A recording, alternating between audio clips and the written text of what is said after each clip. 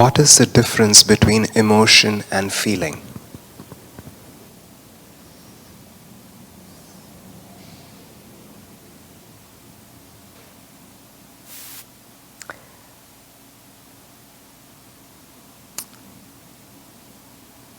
I have to say, I'm not certain, but here's what's coming to me.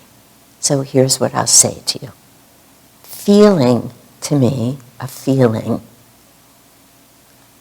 brings to mind, for me, energy that can exist in the heart and that can be elevated to pure consciousness. You have a feeling, you bring it up to the level of the heart, and you offer it up. When it does, we either don't offer it up, when we want to enjoy the feeling in various ways, or we want to allow ourselves to get emotionally involved in the feeling, which has a particular energy to it, and it becomes an emotion. Emotions are of a different vibration. Emotions we think of as being love can be an emotion, but anxiety, fear, hate, rage, jealousy, those are emotions.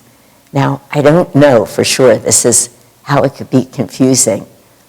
I mean, of course, we can always transform an emotion because, again, energy can always be transformed.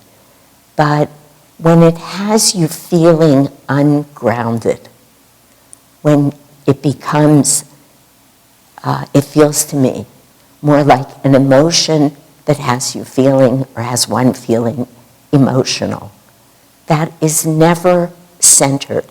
That is having us live in a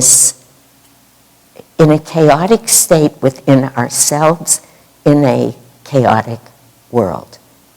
I think the pure feeling of it makes itself much more accessible for transformation. I'll just say that. I hope that has some meaning for you. I think there's certainly truth in it, but your words, what's the difference between? I don't know. We can always take an emotion because we've all done that. I myself have been,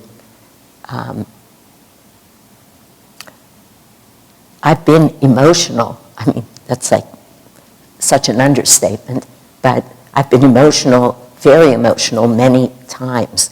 And I've been able, through these teachings, to bring myself back. But the more emotional, the further out we get, the harder it is. Whereas when the feeling first comes, we have a much better chance. This is also true. The first time we recognize a feeling, we have the best chance to uplift it. Once it becomes emotional, much more challenging.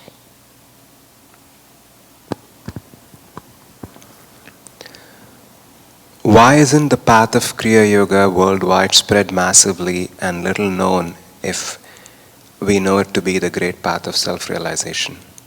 What a great question. That's what I want to know. This is really, I'll answer it by saying it boggles the mind. It just boggles the mind. It doesn't boggle the soul.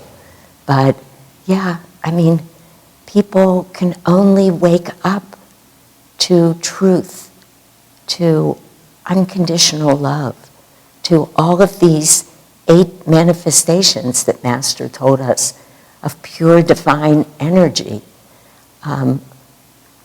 When it's ready, it cannot.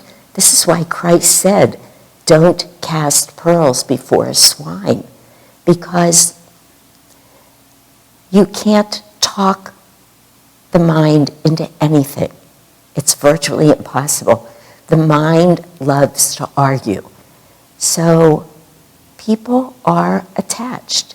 The whole lesson, the whole spiritual path, again, is about developing non-attachment to things of the world that we want to own, control, just manage in every way, things that we're sure will bring us all the happiness that we want.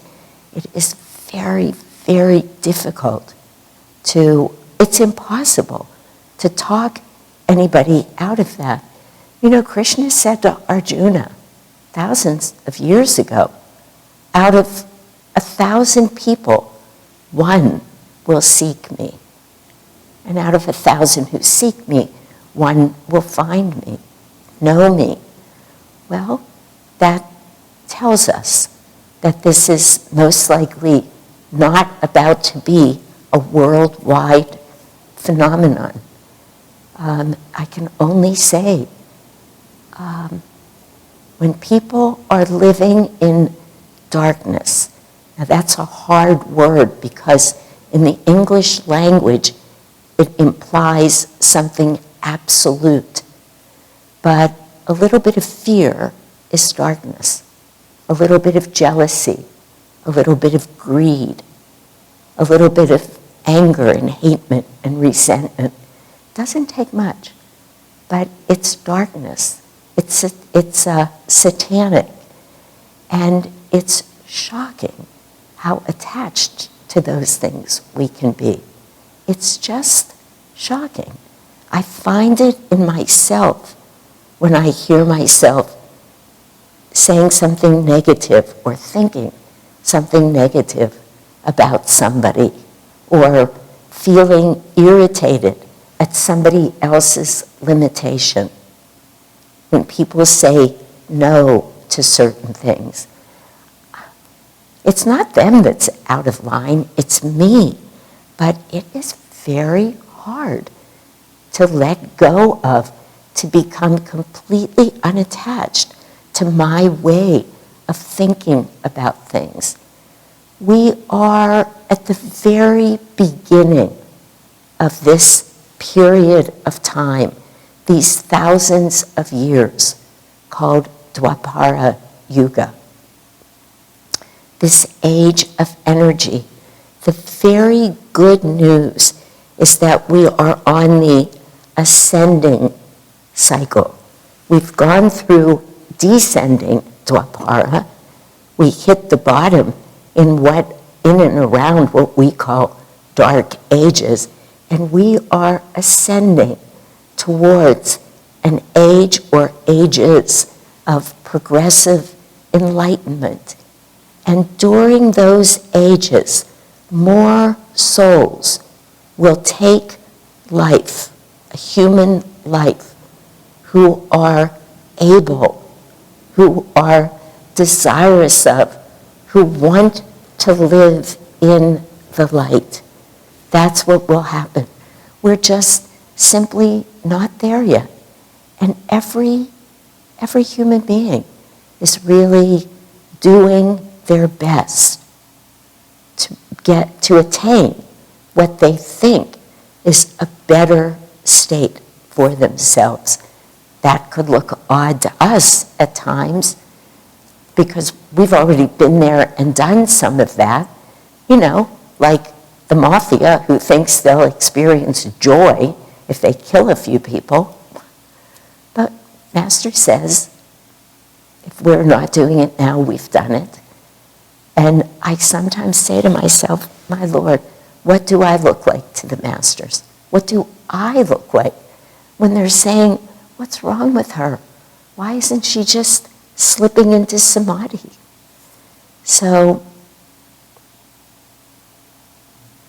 there's no answer that's going to satisfy the mind, but there you have it. Out of 1,000, one will seek.